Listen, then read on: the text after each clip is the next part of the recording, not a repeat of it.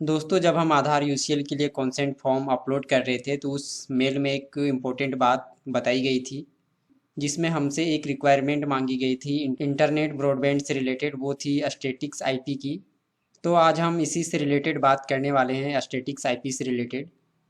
तो चलिए दोस्तों हम उस मेल को ओपन कर लेंगे पहले और देखेंगे कि और कौन सी इंपॉर्टेंट रिक्वायरमेंट हमसे मांगी जा रही थी। वो इम्पोर्टेंट रिक्वायरमेंट दोस्तों ये रहा, statics IP must be required before activation. जब भी आप आधार यूसीएल के लिए एक्टिवेशन करवाने के लिए जाएंगे स्टेट टीम के पास, उस समय दोस्तों आपके पास स्टैटिक्स आईपी होनी चाहिए। आज की वीडियो में दोस्तों हम इसी से रिलेटेड बात करने वाले हैं और चार महत्वपूर्ण बिंदुओं को जानेंगे हम स्टैटिक्स आईपी से रिलेटेड। वो महत्वपूर्ण बिंदु ये रहा दोस्तों, पहला है स्टैटिक्स आईपी आखिर है क्या, और दूसरा है स्टैटिक्स आईपी ही क्यों चाहिए हमें, तीसरा है दोस्तों स्टैटिक्स आईपी का क्या खर्च आएगा हमें, और इसके साथ ही चौथा महत्वपूर्ण बात है स्टैटिक्स आईपी लेने के बाद होगा क्या। तो दोस्तों आज के वीडियो में हम इसी चार महत्वपूर्ण बातों पे बात करने वाले हैं। वीडियो में आगे बढ़ने से पहले आप सभी दोस्तों से आग्रह करना चाहूँगा, जिन दोस्तों ने हमारे चैनल न्यू अपडेट ऑनलाइन को सब्सक्राइब नहीं किया तो उन दोस्तों से आग्रह करूँगा कि वो सब्सक्राइब कर लें, क्योंकि दोस्तों ऐसे ही इंपॉर्टेंट और प्रैक्टिकल वीडियो हमारे चैनल पर टाइम टू टाइम आते रहते हैं। पहला हमारा महत्वपूर्ण बिंदु है दोस्तों, स्टैटिक्स आईपी आखिर है क्या। तो चलिए दोस्तों इसका भी हम आंसर ले लेते हैं, और ज़्यादा डीपली नहीं लेकिन नॉर्मली हम समझने की कोशिश करेंगे कि ये स्टैटिक्स आईपी आखिर होती क्या है। जैसा कि दोस्तों हम सभी मोबाइल का इस्तेमाल करते होंगे और उस मोबाइल को यूज करने के लिए हमें मोबाइल की IMEI नंबर चाहिए, और दूसरा क्या चाहिए दोस्तों, हमें नेटवर्क प्रोवाइडर चाहिए जो हमें सिम दे और जिसकी सिम की मदद से हम बात या फिर इंटरनेट इस्तेमाल कर पाएँ। जिस प्रकार दोस्तों हमारा मोबाइल का IMEI नंबर पहचान होता है, उसी प्रकार से सिम का मोबाइल नंबर उसकी पहचान होता है। हर मोबाइल का मोबाइल नंबर अलग अलग होता है जो पहचान होती है, हर मोबाइल का मोबाइल नंबर अलग अलग होता है। इसी प्रकार से IMEI नंबर भी अलग अलग होता है। इसी से हमारे जो नेटवर्क प्रोवाइडर होते हैं वो पहचान करते हैं कि कौन मोबाइल नंबर किसका है।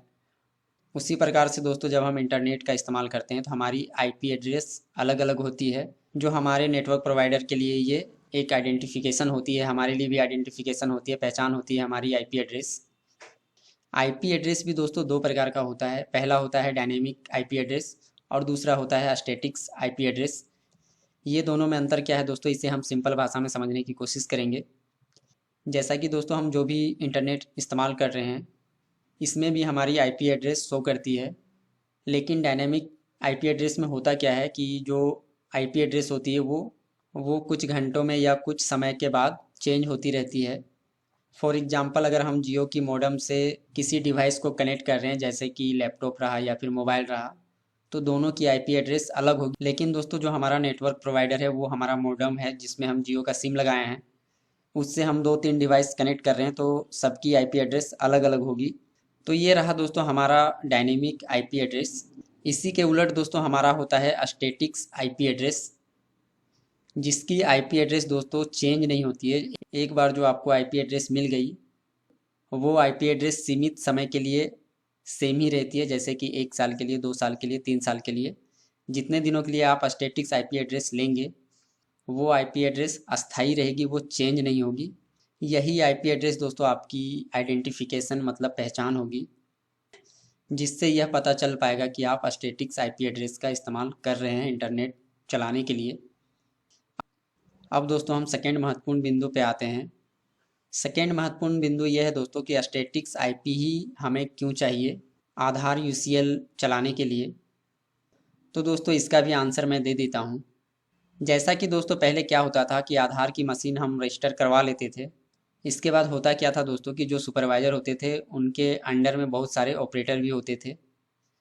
तो वो करते क्या थे, एक ऑपरेटर को इस स्थान पे भेज दिया, एक ऑपरेटर को उस स्थान पे भेज दिया।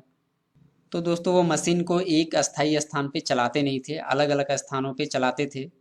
और इसके साथ ही USB डोंगल या फिर मॉडेम का इस्तेमाल वो करते थे, या फिर मोबाइल GPS की मदद से वो इंटरनेट कनेक्ट कर लेते थे। अलग अलग स्थान में जाने के कारण डायनेमिक IP एड्रेस जो होती थी वो चेंज होती रहती थी। अगर किसी प्रकार का फ्रॉड होता था UID की पोर्टल में, तो वो फ्रॉड UID को तुरंत पता नहीं चलती थी, जिसके कारण ही कुछ समय के बाद इन मशीनों में GPS मशीन लगाई गई थी। GPS मशीन लगाने का फ़ायदा ये हुआ कि पता चल जाता था कि किस लोकेशन में कौन सा ऑपरेटर वर्क कर रहा है आधार मशीन के साथ। कहीं वो ऑपरेटर स्थान तो चेंज नहीं कर रहा बार बार, ये पता चल जाती थी यूआईडी को। अब रही बात दोस्तों की यूसीएल में जीपीएस तो हम लगा नहीं सकते। यूसीएल चलाने के लिए जो सुपरवाइज़र होंगे या ऑपरेटर होंगे एक ही स्थान पे ये मशीन को कैसे चलाएंगे, इसी के लिए दोस्तों स्टैटिक्स आईपी लगाना अनिवार्य कर दिया गया, ताकि आप एक ही स्थान पे आधार का वर्क करें। अगर आप दूसरे स्थान पे जाते हैं तो आपको ब्रॉडबैंड कनेक्शन की ज़रूरत पड़ेगी और वही सेम स्टैटिक्स आईपी की भी आवश्यकता होगी। लेकिन दोस्तों अगर आप दूसरे स्थान पे जाते हैं और दूसरे नेटवर्क का इस्तेमाल करते हैं तो इसका खामियाजा भी आपको भुगतना पड़ सकता है। तो इससे भी मैं आगे बताऊंगा कि क्या खामियाजा भुगतना पड़ सकता है आपको। अब हम दोस्तों तीसरे महत्वपूर्ण बिंदु की ओर आते हैं, जिसमें हम जानेंगे स्टैटिक्स आईपी का क्या खर्च आएगा हमें। इसके लिए दोस्तों आपको ब्रॉडबैंड कनेक्शन जो देते हैं उनसे आपको बात करनी पड़ेगी और उन्हें बताना होगा कि हमें स्टैटिक्स आईपी चाहिए। वही आपको सटीक खर्च बता सकते हैं कि क्या स्टैटिक्स आईपी की आएगी। लेकिन दोस्तों हमने जो स्टैटिक्स आईपी की बात की तो इसमें खर्च जो निकल कर आया दोस्तों, वो खर्च था 2300 से लेके 3000 के बीच में हमें आएगी खर्च। और इसकी वैलिडिटी जो होगी दोस्तों वो 1 साल की होगी।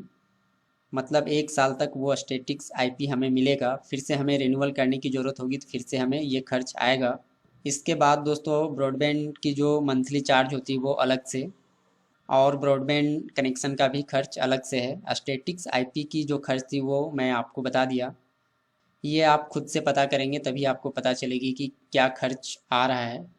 अब हम दोस्तों चौथी महत्वपूर्ण बिंदु की ओर आते हैं। स्टैटिक्स आईपी लेने के बाद होगा क्या। जैसा कि दोस्तों हमने बताया था कि ये जो आधार यूसीएल चलने वाली है इसमें हमें स्टैटिक्स आईपी का ही इस्तेमाल करना है इंटरनेट चलाने के लिए। लेकिन दोस्तों अगर हम किसी दूसरे स्थान पे जाके आधार इनरोलमेंट करते हैं और इसके साथ ही हम अदर नेटवर्क का इस्तेमाल करते हैं इंटरनेट चलाने के लिए अपने लैपटॉप में, तो क्षति क्या होगी दोस्तों कि हमारा जो आधार यूसीएल का मशीन जो एक्टिवेट है उस मशीन को तुरंत ही डीएक्टिवेट कर दी जाएगी। इसके बाद आप आधार यूसीएल में वर्क नहीं कर पाएंगे, फिर से आपको रजिस्ट्रेशन करवाने के लिए स्टेट टीम के पास जाना होगा। इससे वो पता कर पाएंगे कि आपने स्टैटिक्स आईपी का इस्तेमाल नहीं किया, आपने डायनेमिक आईपी का इस्तेमाल किया था, जिसके कारण आपकी मशीन को डीएक्टिवेट कर दी गई है। और भी महत्वपूर्ण बातें हैं दोस्तों स्टैटिक्स आईपी से रिलेटेड, जिसे एक ही वीडियो में कंप्लीट किया नहीं जा सकता है। आशा करता हूं दोस्तों ये वीडियो आपको बहुत अच्छी लगी होगी। अगर ये वीडियो आपको अच्छी लगी दोस्तों तो लाइक एंड शेयर करना बिल्कुल ना भूलें, क्योंकि दोस्तों जब आप लाइक एंड शेयर करते हैं तो हमारा भी मनोबल ऊंचा होता है और इसके साथ ही हमें भी वीडियो बनाने और अपलोड करने में प्रोत्साहन मिलता है। वीडियो देखने के लिए आप सभी दोस्तों का बहुत बहुत धन्यवाद।